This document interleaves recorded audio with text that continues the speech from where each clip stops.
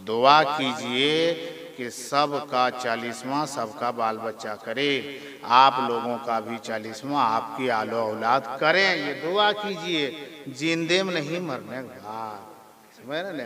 हाँ, पहले 40वां करा के एडवांस मत रखिएगा, इसलिए कि एडवांस रखने से फायदा क्या है, तैयारी तो कुछ है नहीं।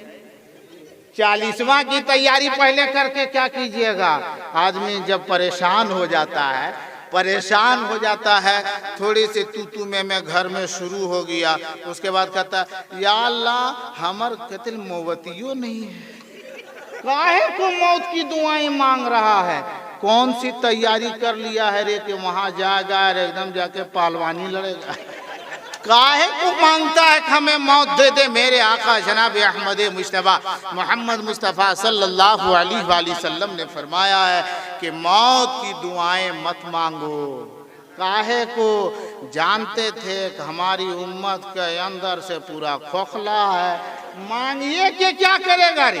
एक होता है ना कि जल्दी से हमको यहाँ से जाएंगे तो वो प्रोग्राम पकड़ेंगे तो वहाँ हमको कुछ मिलेगा, यहाँ से ज्यादा गड़बड़ है। तो जाने से फायदा क्या है, दुआएं मांगते हैं लोग। कुछ थोड़ा सा तू में बगझग हो गया, उसके बाद अल्लाह हमें मौत दे दे, अल्लाह हमें मौत दे दे। अरे मरने की इतना शौक है रे, कुछ किया रे। कब्र में जाने के लिए कोई तैयारी है? कोई तैयारी नहीं है, खाली हाथ है। कौन सी है? खाली 18,000 के मोबाइल है। अरे वही लेके जाएगा का? वो वीडियो रात भर वीडियो देखेगा, फहश कलाम सुनेगा, गाना सुनेगा। हाँ सुन, मैं कहता हूँ कि मोबाइल है तो उससे अच्छा इस्तेमाल करो। अगर देखना है तो उसमें हदीसे मुस्तफा को सुनो, अगर सुनना है तो नाते मुस्तफा सुनो, अगर सीखना है तो हदीसे मुस्तफा सीखो, अगर सीखना है तो तरीके मुस्तफा सीखो। यकीनन नेक में सब कुछ है, अगर हासिल करना चाहते तो उससे इल्म सीखो जिससे तुम्हारी दुनिया भी कामयाब हो।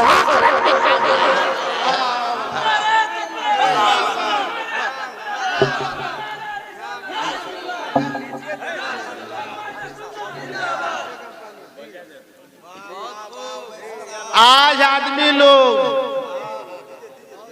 माशाअल्लाह अल्लाह फजल फरमा, आज देखते हैं कोई जब आदमी इंतकाल करता है उसको चादर ओढ़ा देते हैं, और जब गांव मोहल्ले में ऐलान हो जाता है, मस्जिद की माइक से ऐलान कर दिया, यहाँ भी इस तरह ऐलान होता होगा क्या?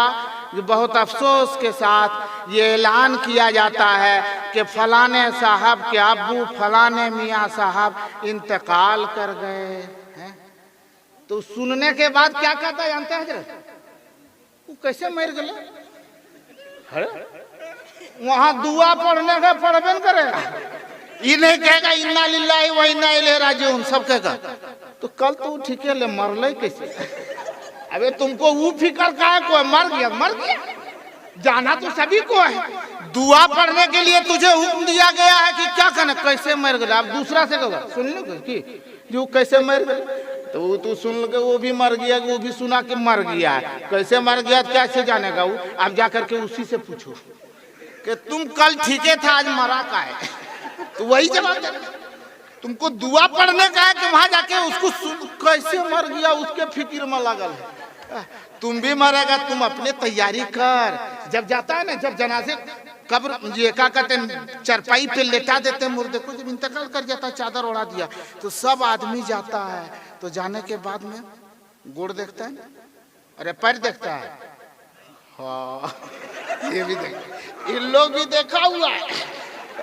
जब देखता है कि फलाने साहब का इंतकाल हो गया, कि जब भी जाता है एक आदमी वहां रहेगा, आहिस्ता से उसके चेहरे से कपड़े को हटा देगा, सब आदमी चेहरा देखेगा, फिर उसके बाद ढक देगा। सब आदमी चेहरा ही देखता है, उसके जिस्म में पैर नहीं है, पैर को देखो, उसके जिस्म में हाथ नहीं है, हाथ को देखो उसके, लेकिन देखता क्या? चेहरा देखता है। क्यों देखता है मालूम है?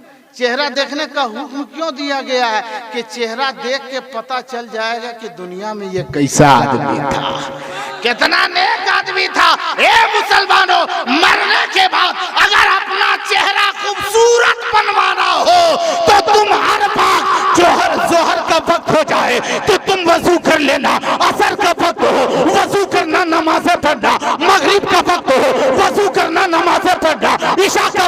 वजू करना, नमाज़ें पढ़ना, फजर का वक्त हो वजू करना, नमाज पढ़ना। मेरे आका फरमाते हैं जो 5 वक्त वजू करता है उसका चेहरा मरने के बाद रोशन हो जाएगा।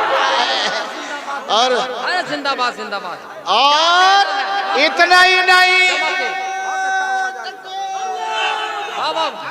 अरे भाई नारे तकबीर, नारे रिसालत, जलसे चहल्लू, नारे तकबीर, अल्लामा जहांगीर आलम ओवैसी। अरे वाह, जिंदाबाद जिंदाबाद।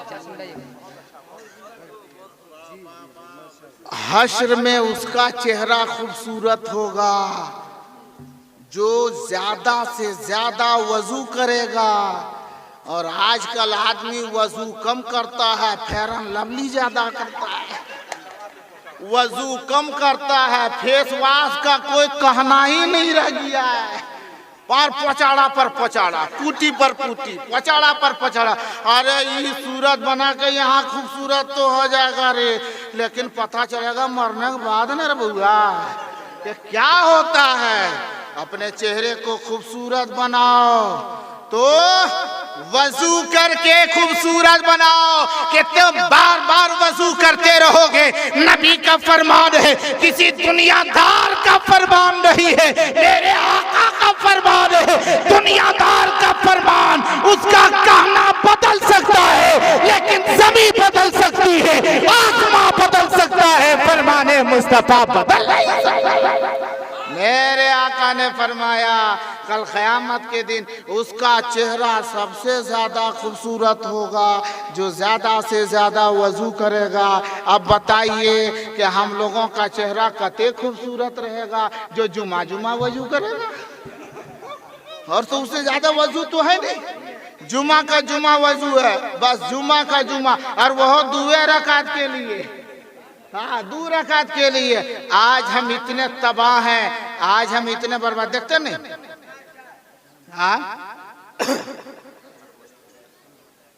2-4 मिनट और बोले, 2-4 मिनट सुनने के लिए थे। 1 घंटा तो हम बोल ही नहीं सकते। अब ऐसा नहीं है कि हम बोलने की हमारे अंदर हिम्मत नहीं है, लेकिन जिस बारगाह के हम सग हैं उसी बारगाह के खलीफा तशरीफ फरमा है।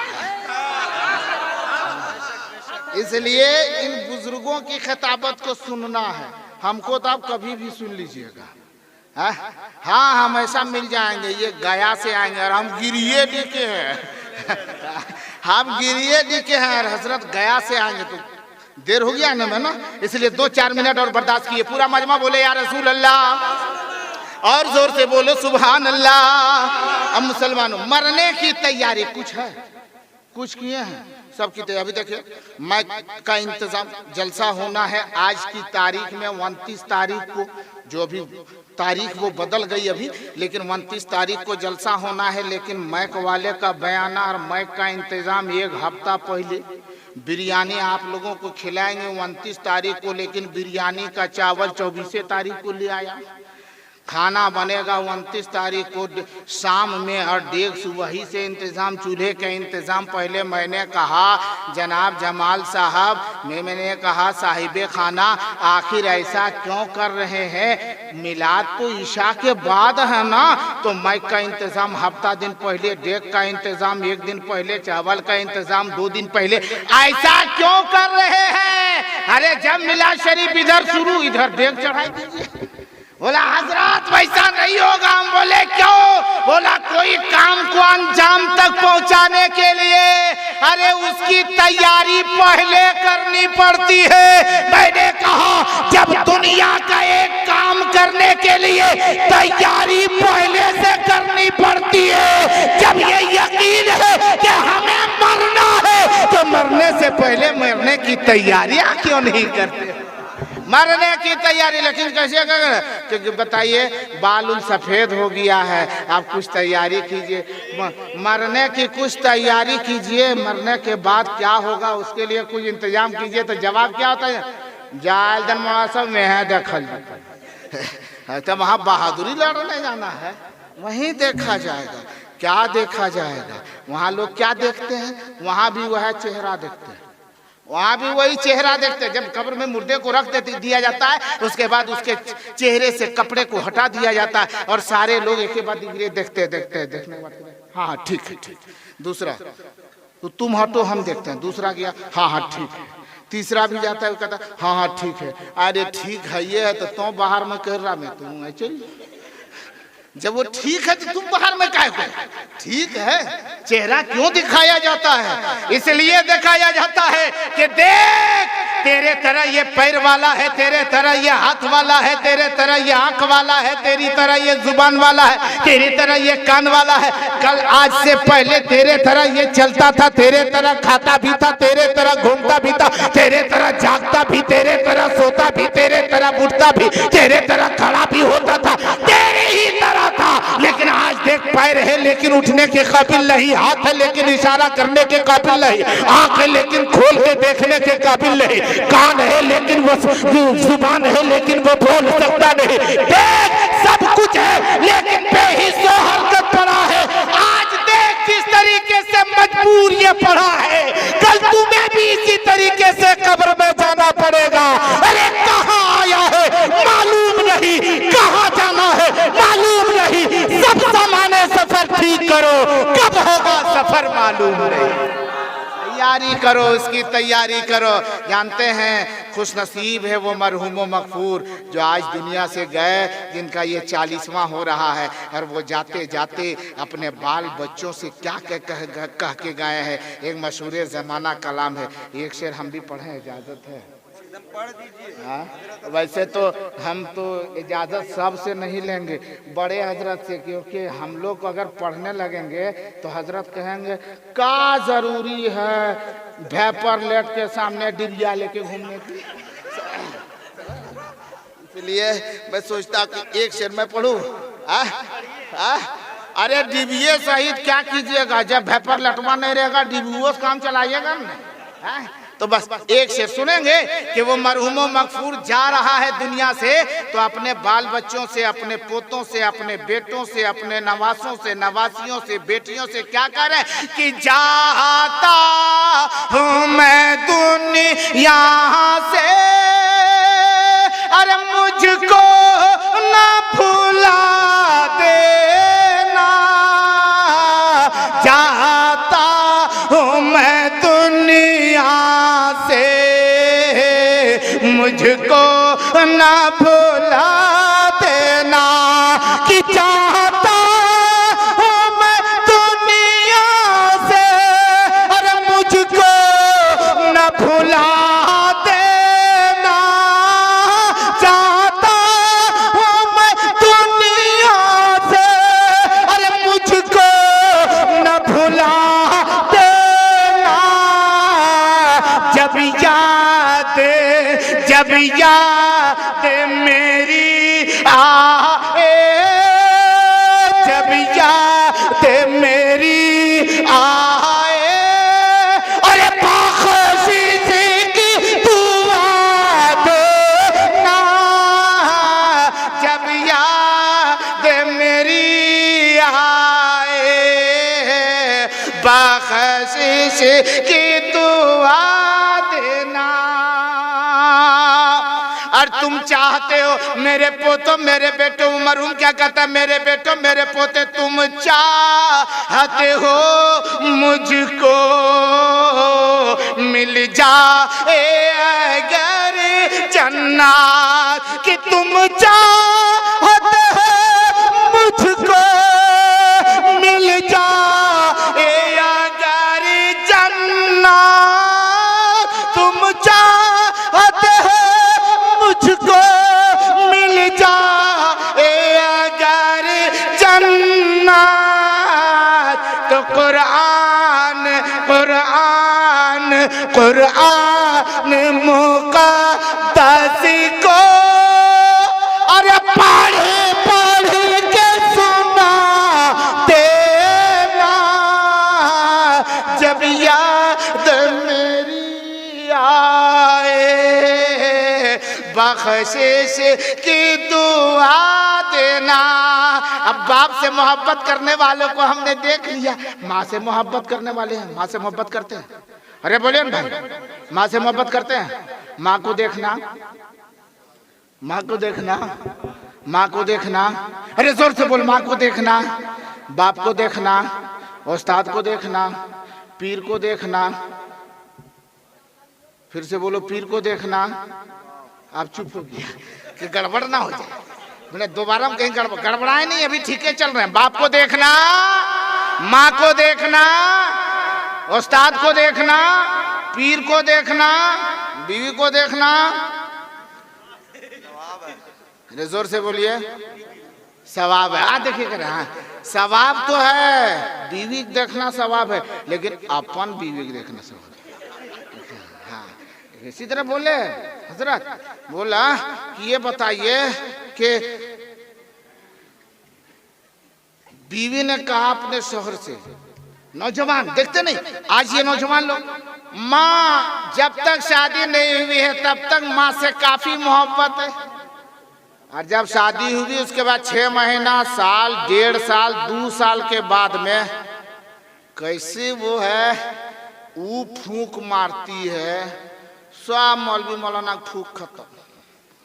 देखते नहीं, माँ 9 महीने तक अपने पेट में रखी, 2 साल 3 साल तक गोदी में रखी, इतना फूक फाक की, लेकिन जब वो लड़का 20 से 25 साल हुआ, शादी हो गई, बीवी आई, तो 6वें महीना वो एक फूक मारती है, सब फूक भस्म हो जाता है। माँ को छोड़ दिया, माँ को खाना बंद, बाप को पानी बंद, बड़ी मुश्किल से। और जब वही माँ बाप जब बूढ़े हो जाते हैं, चारपाई पे लेट गया, पांव हाथ काम करना बंद कर दिया, मुंह भी चलना बंद हो गया, तब देखिए ढकोसला, सब बेटा लोग, बहू लोग और सब दामाद लोग पहुंचेगा, और क्या लेके? रसगुल्ला। ले पापा, पापा अजीब बोलिए ले पापा, चिन्हो हम महिला की चिन्हो, अजीब अजीब, चिन्हो, ले ले पापा, ले रसगुल्ला के खो। क्या कहेगा बाप? करता अरे जब खाने के लायक था तब पकड़ियो नहीं दिया, और जब मुंह बंद हो गया तो ले रसगुल्ला, बेचारा तरस के मर जाता है। हकीकत में वो खा के नहीं मरता है, वो पछता के मर जाता है कि यही अगर 2 साल पहले दिया हो तब थे वो करता, ऐसे वक्त में देता है। सोचो, माँ बाप की इज्जत करो जरा। बीवी कहे अपने शौहर से कि आप हमसे कितनी मोहब्बत करते हैं? बोला बहुत ज्यादा मोहब्बत करते हैं। बोला कितनी मोहब्बत? बोला अभी दूसरे काम में है, हिसाब किताब में है, ख्याल कर, है अभी दुकानदारी हिसाब किताब। बोला बहुत मोहब्बत करते। बोला नहीं आज हम मानेंगे नहीं, बताइए कितनी मोहब्बत करते हैं? शौहर झुंझला गया, बोला लैला मजनू से भी ज्यादा मोहब्बत करते। बोला और बताइए कितनी मोहब्बत करते? बोला जल्दी ये भागे, हम अपना काम करें, छुटकारा नहीं मिल पा रहा। बोला बताइए कितनी मोहब्बत करते हैं? तो शौहर ने कहा ये देख रही है क्या? बोला हाँ। बोला ये मोबाइल है। बोला हाँ मोबाइल तो है। बोला इसके अंदर में एक सिम है, पता है? बोला हाँ सिम है। बोला मोबाइल बगैर सिम के कोई काम का नहीं होता है, और सिम बगैर मोबाइल के कोई काम का नहीं होता। तो ये मोबाइल हम है और सिम तुम हो, माने हम बाहर वाला है, तुम अंदर वाली हो। तुम अंदर के इतनी मोहब्बत करते कि तुम अंदर की चीज हो, इतनी मोहब्बत तुमसे एकदम बिल्कुल करेजस भी ज्यादा।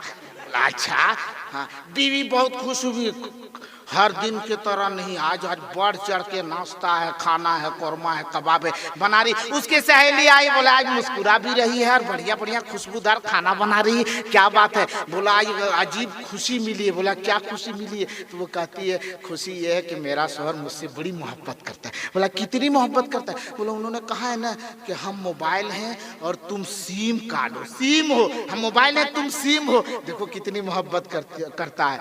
तो उसकी सहेली बोली अरे पगली चाइना मोबाइल में 4-4 सिम लगता।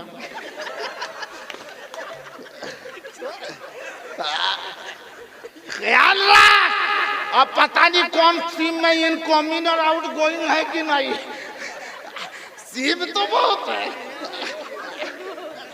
सोच माँ से मोहब्बत करो। आओ सैयदना हजरत दाऊद अलैहिस्सलाम की बारगाह में वाज की महफिल सजी है, खिताबत की मजलिस सजी है, नसीहत की मजलिस सजी है। हजरत दाऊद अलैहिस्सलाम की बारगाह में लोगों का ठट्ठा मारता मजमा था। हजरत सैयदना दाऊद अलैहिस्सलाम की बारगाह में लोग वाजो नसीहत को सुन रहे हैं। उसी में हजरत दाऊद ने देखा कि एक आने वाला आया है जो कोई इंसान नहीं है, हमारी उम्मती में से नहीं, हमारे गुलामों में से नहीं, हमारे उन चाहने वालों पपीनन अपने दोस्तों साहबियों में से नहीं है, बल्कि आने वाला आया है तो इंसान नहीं बल्कि आसमानी फरिश्ता है। वो हजरत इजराइल को देख के हजरत दाऊद ने पूछा था, दाऊद ने पूछा था, ओ हजरत इजराइल, ये तो नसीहत की महफिल है, ये हमारी जनता की महफिल है, ये हमारे साथियों की महफिल है, हमारे चाहने वालों की महफिल है, आखिरकार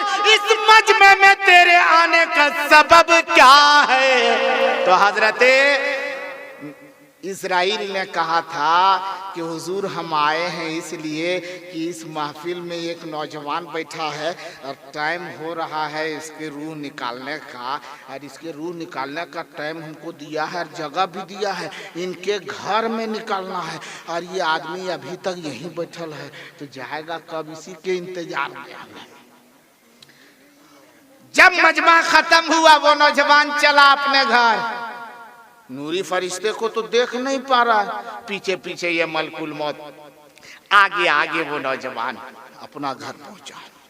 घर पहुंचा, उसकी माँ आंख की अंधी, पांव की लंगड़ी, हाथ की लूली, बहुत मजबूर माँ है, प्यास सख्त की लगी थी मुसलमानों।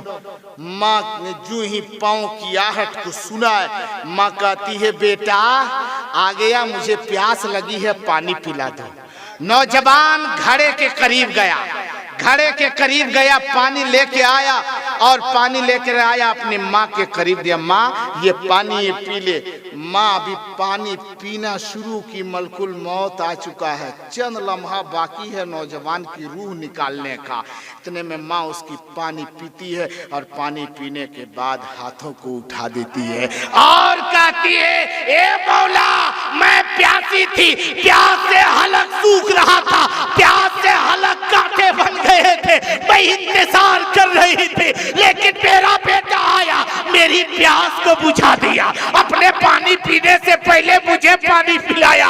ए मौला, जिस बेटे ने मुझे पानी पिलाया है उस बेटे की उम्र को मौला तू लंबी फरमा दे, उस उम्र को लंबी कर दे, उस उम्र को, उस बेटे के उम्र को तवील कर दे। अभी इतना कहना था, माँ की दुआ बापे इजाजत से टकराती है, रब फरमाता है ए मलकुल मौत वापिस बुलाता हो, उनकी माँ की दुआ से मैंने उनकी उम्र को बढ़ा दिया।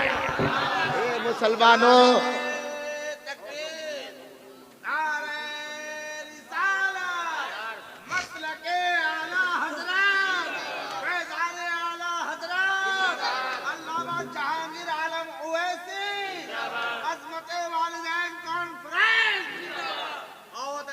यकीनन मुसलमानों, माँ कहती है मौला मेरे इस बेटे ने, तेरे इस बंदे ने मुझे पानी पिला दिया, ये मौला मेरे इस बेटे की उम्र में इजाफा फरमा दे। कुछ दिनों के बाद हजरत दाऊद अलैहिस्सलाम ने देखा, मलकुल मौत से मुलाकात हुई और फिर उसके बाद वो नौजवान तो चल फिर रहा था।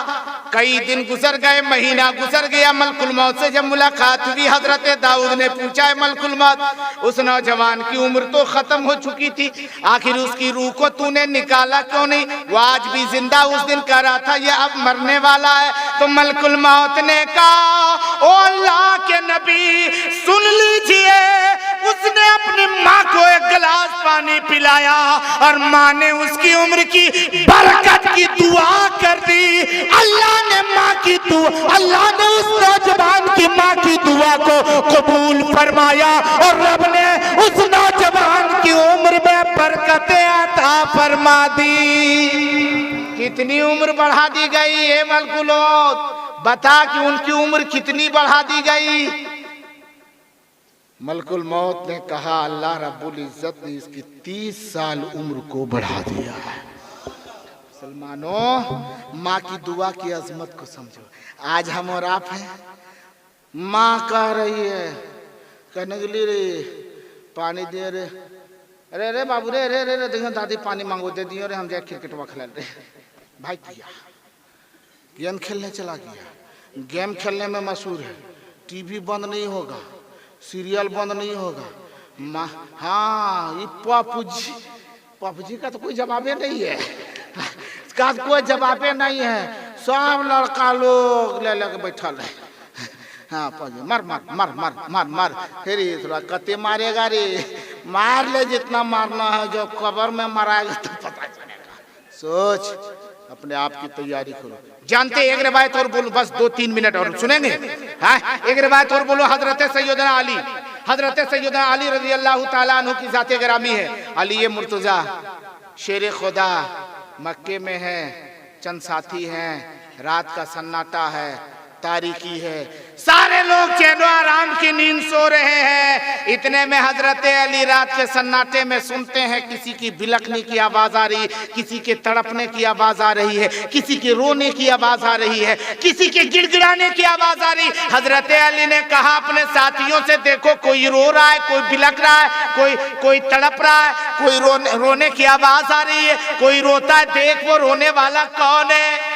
एक शख्स गया और जाकर के देखा तो वो रोने वाला आदमी कैसा था, गौर करो, रोने वाला आदमी कैसा था, जिसका हाथ भी नहीं चल रहा था, पांव से मजबूर था, और वो काबे के पास था और लुढ़क के बदन के बल लुढ़क करके काबे का तवाफ कर रहा था और रोते जाता था और कहता था, मौला मुझे माफ कर दे, ए अल्लाह हमें माफ कर दे, ए अल्लाह मेरी गलती मेरी खता को माफ कर दे। वो लुढ़क के उलट के काबे का तवाफ कर रहा, क्योंकि पाँव चलता नहीं था, हाथ काम करता नहीं था। आखिरकार उन लोगों ने कहा कि ए अली, ऐसा शख्स है जिसका हाथ पाँव चलता नहीं, वो जमीन पे उलट लुढ़क करके काबे का तवाफ कर रहा है। हजरत अली ने कहा उसे बुला करके ले आओ। ये लोग गए, चल तू रोता क्यों है, तू कौन सी माफी मांगता है, तू बता दे। कहा मैं बता नहीं सकता, क्योंकि मैं गुनहगार हूँ, बहुत बड़ा खताकार हूँ, मैं बता नहीं सकता। बोला तुम्हें बताना पड़ेगा, और नहीं तो चलो मेरे अली के पास तुम्हें जाना पड़ेगा।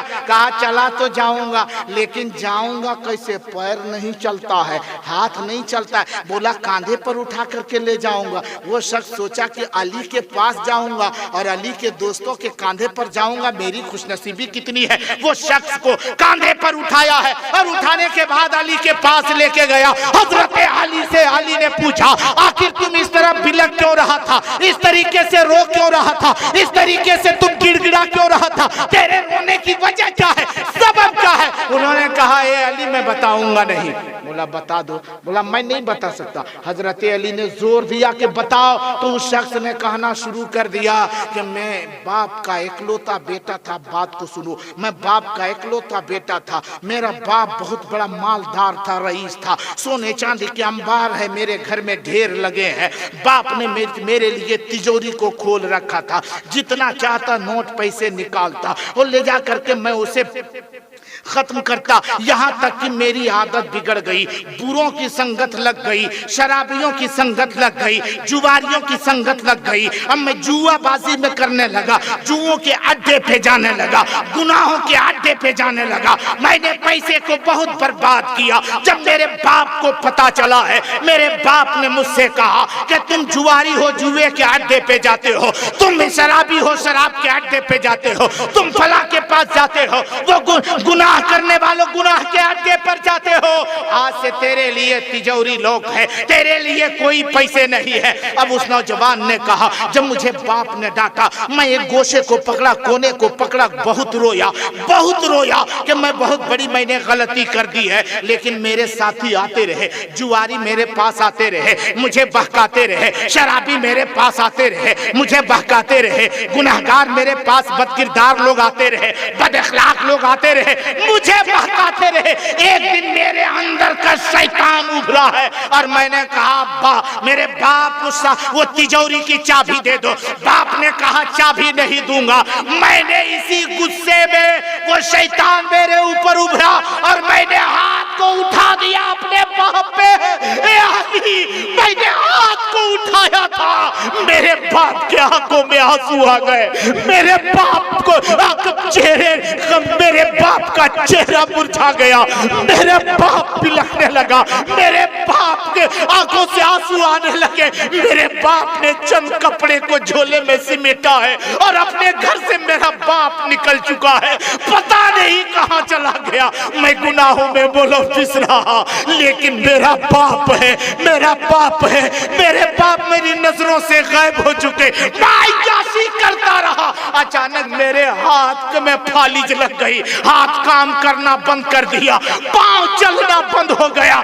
मैं जमीन पे अकेला घर में उलट उलट के चलता था। कुछ दिनों के बाद मेरा बाप वापिस आया है और जब आया है मेरी ये हालत को मेरे अब्बू ने जब देखा है, मेरे बाप की आंखों में आंसू आ गए। बाप ने मेरे करीब जब आने लगा, मैं देखा बाप मुझमें मेहरबान है। मैं लुढ़कता बाप के करीब गया। मेरे बाप ने अपने हाथों से मेरे इस यकीनन बेकाबू जिस्म को उठाया है, सीने से लगाया है। मेरा अब्बा रो रहा है, मेरे बाप रो रहा है और मेरे बाप का मेरे अब्बू कहते हैं बेटा तुझे तकलीफ क्या है? मैंने कहा पाँव काम करता नहीं, हाथ काम करता नहीं, मेरे लिए दुआ कर दीजिए, मैं माफी चाहता हूँ, मेरे अब्बू मुझे माफ कर दीजिए। बाप ने कहा था, ए अली सुन ले, मेरे बाप ने कहा ए मेरे बेटे, मैंने जो दुआएं की है, जो तेरे हाथ जो शल हुए हैं, पाँव में फालिज लगी है, मैंने तेरे लिए बद्दुआएं जरूर की है, लेकिन कहीं और जाकर के नहीं, काबे के खिलाफ पकड़ के मैंने दुआएं की है। चल तुझे काबे के खिलाफ पकड़ करके आज तेरे लिए दुआएं करूंगा। कल तेरे लिए बद्दुआएं की थी, आज मैं तुझसे राजी हूँ। बाप ने कहा बेटे चल। बेटे ने कहा अब्बू कैसे जाऊंगा? एक खच्चर को लाया, उसने अपने बेटे को सवार किया, खुद भी सवार हुआ और चला है। कुछ ही दूर अभी चला, वो नौजवान कहता है ए अली, अचानक मेरे खच्चर के पाँव में ठोकर लगी। मेरा बाप इधर गिरा, मैं इधर को गिरा। थोड़ी देर में जब मैं लुढ़क के बाप के करीब गया तो मैंने देखा मेरे बाप की रूह कब से उनसरी से परवास कर गई। मुसाफिर आते गए, जनाजे की नमाज पढ़ के दफन कर दिए और तब से मैं इसी तरह लुढ़क के काबे के पास आया हूँ। और 1-2 साल नहीं, आज 12 साल से इसी तरह दुआएं मांग रहा हूँ, लेकिन अल्लाह मेहरबान मुझ पे नहीं, या तो खुदा मेरी दुआओं को कबूल करता नहीं। हजरत अली ने कहा चल उसी काबे के पास चलता हूँ। अली गए, अली के आंखों में आंसू है। ए मौला, काबे का गिलाफ पकड़ करके अली ने कहा ए मौला, इसका बाप राजी था, मौला तू भी राजी हो जा। इसका बाप इससे खुश था, मौला तू भी खुश हो जा। मौला मेरी अली की दुआ, मेरी जुबान की दुआ तू कबूल फरमा ले और इस नौजवान की मग़फ़िरत फरमा, इस नौजवान की सेहत और सलामती अता फरमा। इतना कहना था कि उस नौजवान की जिस्म ताकत आ गई। अली ने फरमाया ए लोगों, अगर माँ बाप तुझसे नाराज है तो कभी खुदा खुश नहीं हो सकता। अगर अल्लाह और उसके रसूल को राजी करना चाहते हो तो पहले अपने माँ बाप को राजी करो। माँ बाप राजी है, अल्लाह और रसूल राजी होता नहीं। ले मेरे मुसलमानों, हमें और आपको चाहिए कि अपने माँ बाप को खुश रखें, नमाज की पाबंदी करें, मरना सभी को हो उसकी तैयारी करें, अच्छा अमल करें, हमेशा पाक व साफ रहें। अल्लाह तबारक ताला हम मुसलमानों को अमले खैर की तौफीक अता फरमा, तमाम आफात व बलियात से महफूज व मामून अता फरमा और मौला उस मरहूम मगफूर को अपने हबीब सल्लल्लाहु अलैहि वसल्लम के सदक़े तुफेल में करवट करवट जन्नत नसीब अता फरमा। हम मौला दानिस्ता नादानिस्ता अगर इस नाचीज़ से, इस हकीर फ़कीर से गुफ्तगू करने में, बोलने में अगर कोई गलती हुई है मौला तू माफ फरमा, मैं तौबा करता हूँ अस्तगफिरुल्लाह रब्बी मिन कुल्ली ज़ंबिन व अतूबु इलैह। ला इलाहा इल्लल्लाह मुहम्मदुर रसूलुल्लाह सल्लल्लाहु तआला अलैहि वसल्लम। अस्सलामु अलैकुम व रहमतुल्लाहि व बरकातहू।